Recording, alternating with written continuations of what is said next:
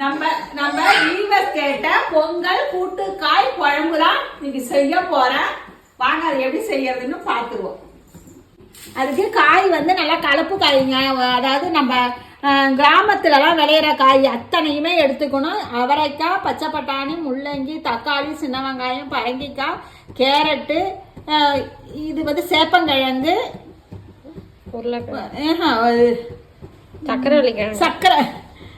சக்கரவள்ளி கிழங்கு, அதுக்கப்புறம் இதில் பார்த்தீங்கன்னா உருளைக்கிழங்கு, வாழைக்காய், கத்திரிக்காய்.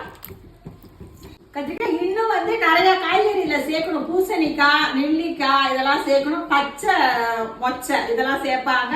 அதெல்லாம் இப்போ என் கையில் இல்லை, அதனால இருக்கிற காயை வச்சு உங்களுக்கு நான் செஞ்சு காட்டுறேன். காய் கூட்டு செய்ய போறேன். கூட்டு அதுக்கு வந்து நம்ம வறுத்து ஒரு பொடி பண்ணி தான் நான் எங்க கிராமத்துலலாம் அது நான் இப்படிதான்ப்பா செய்வேன். அதை தான் உங்களுக்கு செஞ்சு காட்டுறேன்.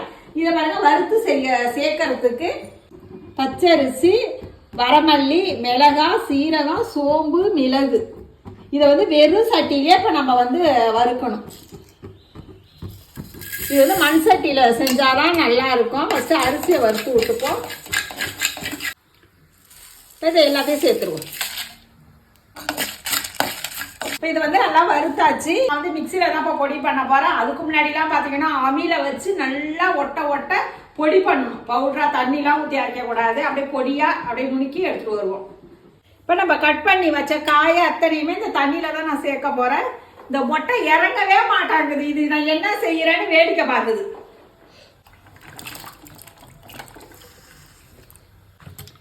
நம்ம எல்லா காயும் சேர்த்துருவோம். இதில் கொஞ்சம் மஞ்சப்பொடி போட்டு அப்படியே நல்லா வெந்து வரணும். இது நல்லா காய் நல்லா கொதிச்சு வெந்து வந்துட்டு இப்போ இதில் நம்ம வறுத்து பொடிச்சதை இதில் சேர்த்துருவோம். காய்க்கு தேவையான உப்பு, கருவேப்பிலை, அது எல்லாத்தையும் கலந்து கொடுத்துருவோம்.